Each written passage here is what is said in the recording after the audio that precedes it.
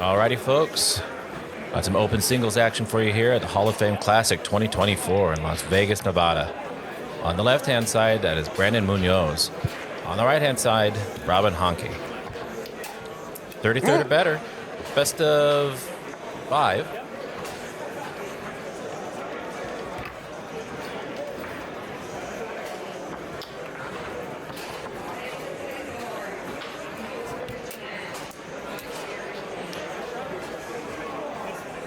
This one gets underway. I don't know Robin's game very well, Clay. We saw him play a little bit in the forward shootout. But is this a player you've seen before? I've only seen him in the forward shootout, and anytime I saw him called in a match, I made sure to watch him, even though it was the forward shootout, which has traditionally been, in my view, not super exciting, but he is fun to watch even there. And actually, we had a few really good matches that didn't involve him in the forward shootout. But what I can tell you about his game, just from the little bit I've seen there, is he is aggressive, he is very creative, and I think he has what can only be described as a pretty sexy 3-bar. He does a lot of unique stuff, and I'm for it. It looks very high risk, and when it works, it's fun, it's cool, it's nice to see.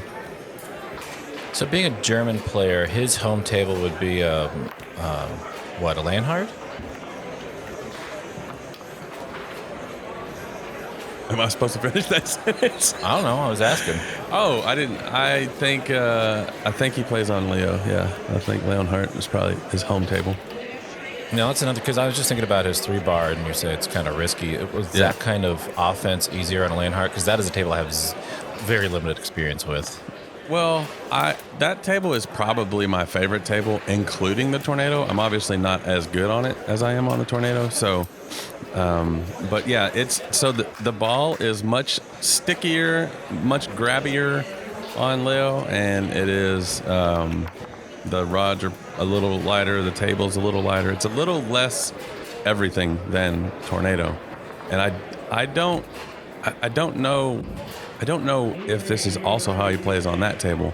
Maybe it's just something that the Tornado allows for because everything's bigger and sturdier and a little slower, so you can go faster. But I could totally see him playing like this on his own table too. I think that's a personality thing, so I would imagine he has some flavor like that on every table. Golly. Yeah. We'll call a timeout, tying it up 3-3 with that beautiful inside bank.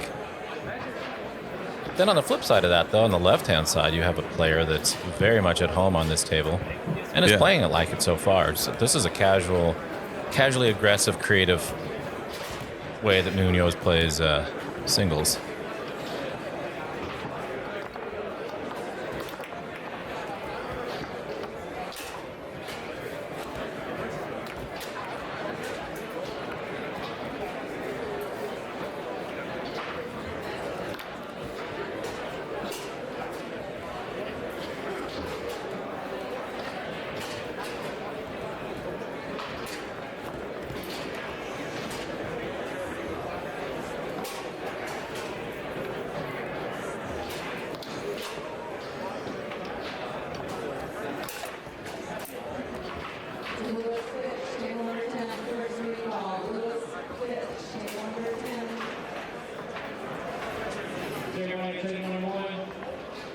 So yeah, it's kind of wait. Oh, he has 4 already. 4-3 in favor of Hanke. Muñoz is just. It's not like we're used to watching him drop passes or anything like that. We've seen a few of this game, but you get the sense that he's just kind of in warm-up mode here, even though we know Robin's a good player. Yeah. I mean, this is like first, maybe second round. On the winner's side, they're playing for 30 truck, 33rd place, and I think a lot of that is just the way this bracket is seated and the way that Hanke doesn't likely have a whole lot of experience on the American tour. So I would guess that he's rated as an expert and therefore is playing one of the top seeds here in an early match. So it's not. I mean, certainly Brandon is still the favorite by a long shot, I'm sure. But this is not a typical match for 33rd. Robin has game. Yeah. He does. Muñoz, though, beautiful tuck pull kick. There's a couple different options in that pull kick. You can square it off, you can dead bar it, and then you can also tuck it into the long hole.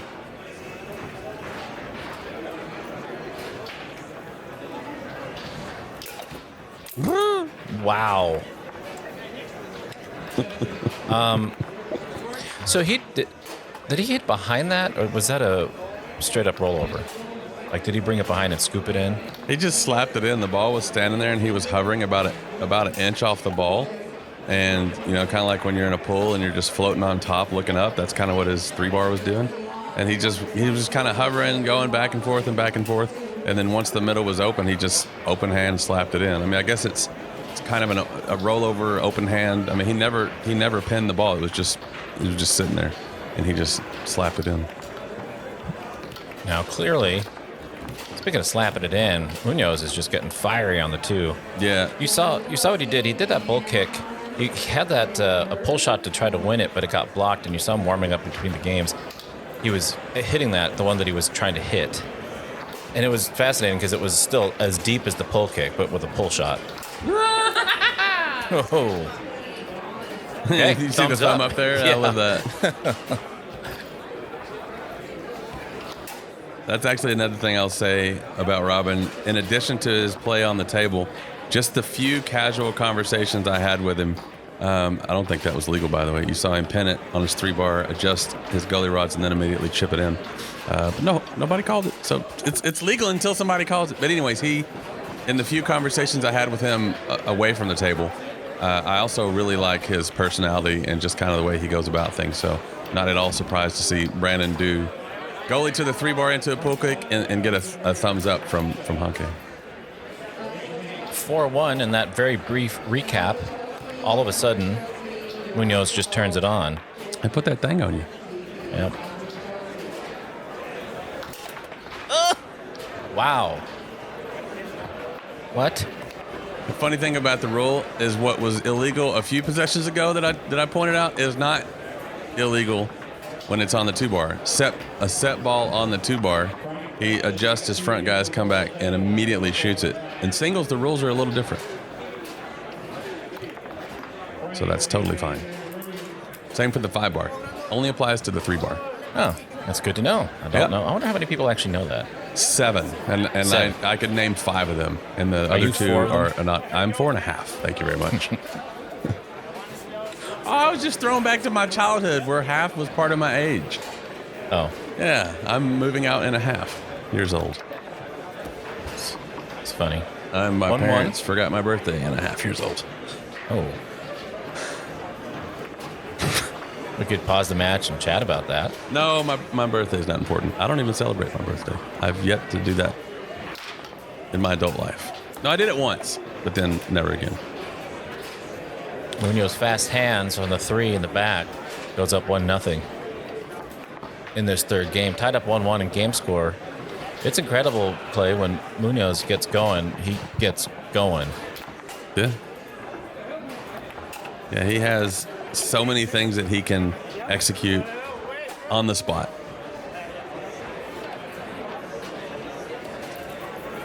And then that's what happens when you get that kind of pressure put on you and every single man is deadly. You don't want to give him the ball. Yeah.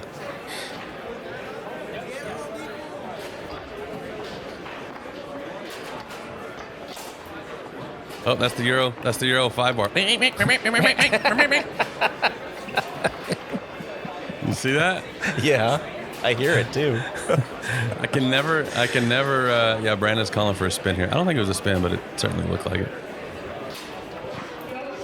I can never see another European 5-bar without thinking that back pin dancing.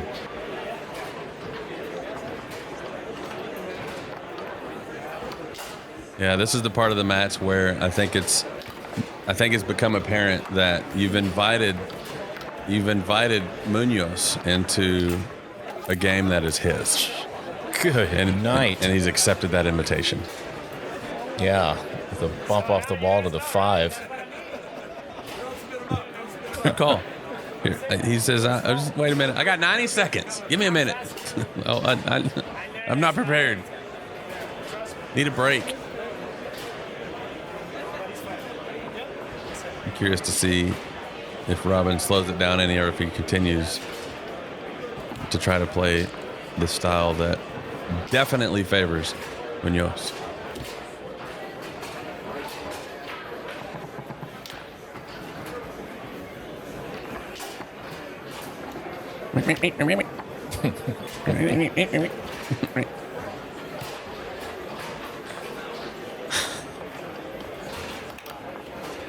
Yeah, so he is.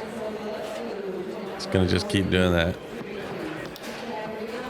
And it's almost a bummer when it works for you in the first game and you're like, all right, I got this, I can do this. And then, Brandon comes back and hits you with it for 2 games straight. And it's hard, at this point, it's hard to find the right style, quote unquote, to try and pull this win off. I mean, at this point, the style has to be slowed down. Yeah. Precision play, right? And obviously, Robin can play fast, but I mean, this is somebody that can play faster, better. Yeah.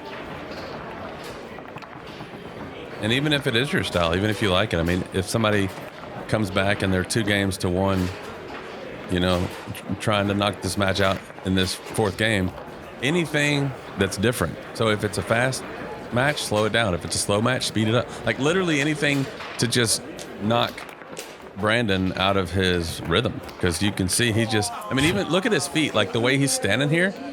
See how his feet are almost crossed. Like he's just chilling on the couch on a Sunday afternoon watching football. I mean, this is not someone who has any sense of urgency or concern or anything on the left side of the table there, because that's how well things are going for him. Yeah. So well in this 4th game that he did a chip alley-oop to his 3.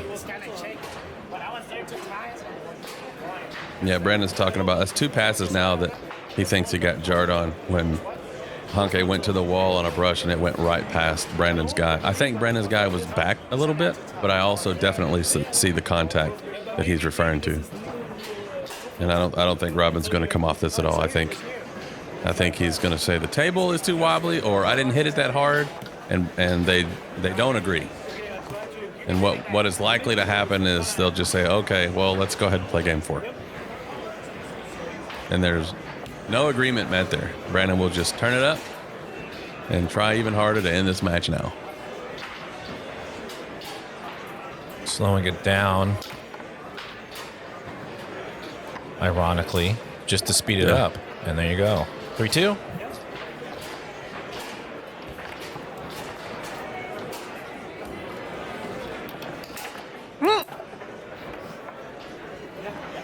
He has shot and scored, I don't even know what the numbers on it at the moment, 5, 6 from the back-ish, and every single one a different option. But all of them fast. Match point from Muñoz. Damn, that was fast.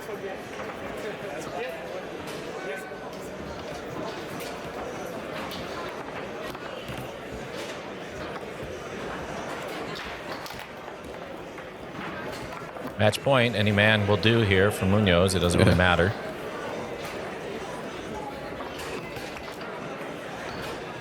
Oh, with the wall to 3.